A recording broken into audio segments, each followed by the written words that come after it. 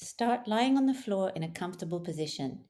If lying with your legs flat isn't comfortable, then bring the knees up. Put one hand on your chest and one hand on your belly. Bring awareness into where your breath is. Have your mouth closed, your tongue resting on the roof of your mouth. And you're just going to try and breathe very lightly and very slowly.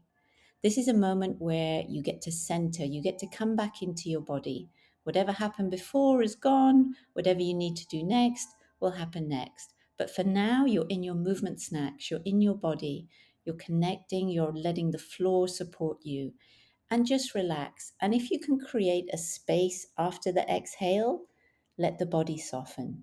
This is about just softening, listening, and the space after the exhale is an invitation just to let go of tension. Just breathe in gently, breathe out gently.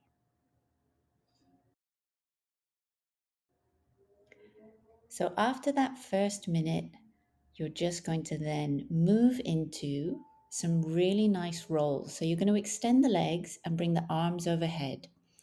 You're going to have your eyes open.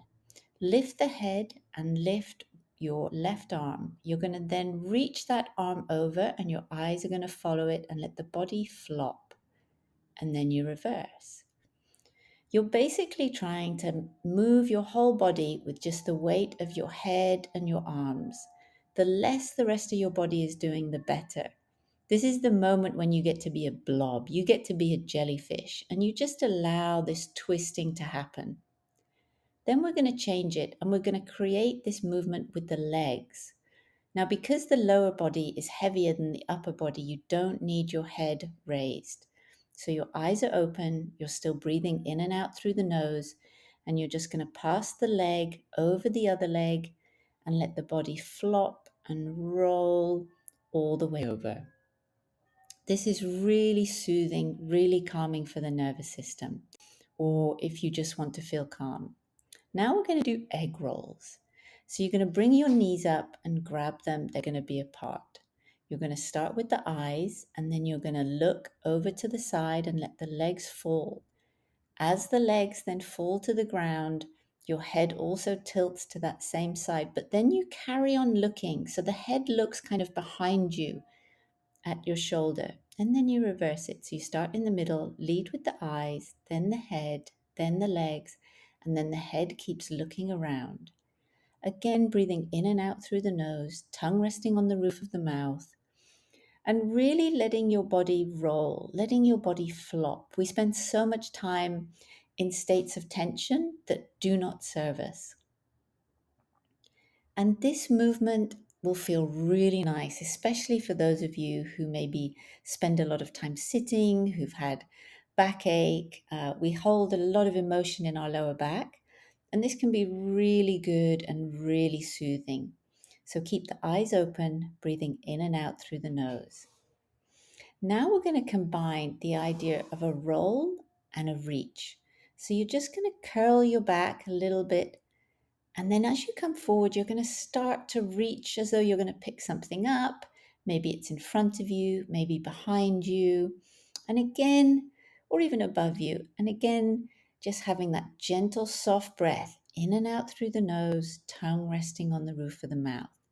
Let the body curl, let it go back, and you're just letting your natural momentum help you to move forward. So you're just going to roll back and then come and sit in the side bend sit position.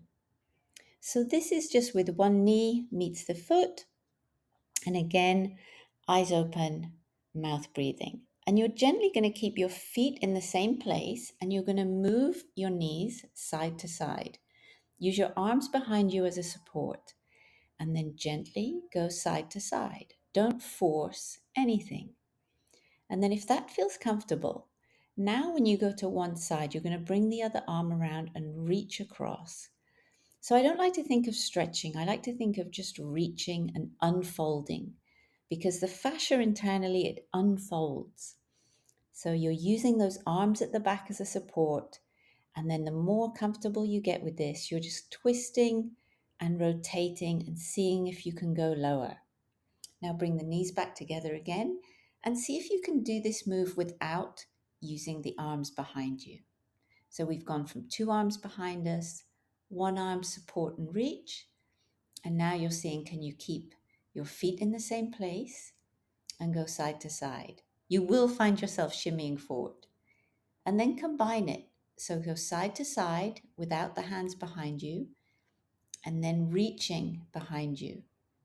Now we're going to add in the roll, the side, and the reach. So you're going to roll back, come into that side bend sit, twist and reach. So back, then into Shinbox, this knee to foot, twist and push down. So you're rolling back gently, coming in, opening the hips, twisting around. Go at the speed and pace that works for you. So you're still breathing in and out through the nose, tongue resting on the roof of the mouth. Now we're going to come into a position which we'll call the beast. You're going to have your head forward, mouth closed, breathing in and out through the nose. And imagine you're going to go and crawl like a baby, but you're not going to go anywhere. So you're just going to be lifting those opposite arms and legs. And then when that feels comfortable, you're just going to lift your knees and hold the position and breathe. Shake out the wrists, move them around, do some circles, and then come back, look ahead, knees up, and breathe. You'll feel a lot of tension. Come back, shake the wrists. We want to be able to spend time loaded on our wrists. This is important for being able to get up and down from the ground. So now, if that felt comfortable, have the knees up and lift the opposite arm, opposite knee. Shake it out, shake it out. Don't strain, don't push yourself. Never move into pain. You can always go back to being with the knees on the floor, whether that's in the static position or the baby crawl. And just go forwards and backwards and keep looking forward. When you focus on a new move, the temptation is to look down to be focused. So again, come to the middle, knees up, and see how that feels just to crawl forwards and backwards. It's one of these moves that is sneaky hard. People who've been doing this for a long time can make it look easy and doesn't really reveal the kind of strength move that it is. So keep shaking the wrists out, turning them in circles. Don't overdo it to begin with. And then you're going to come back, and now we're going to try the side crawl. So this is something that's going to tax your brain a little bit. So you're going to lift up and you can go forward again.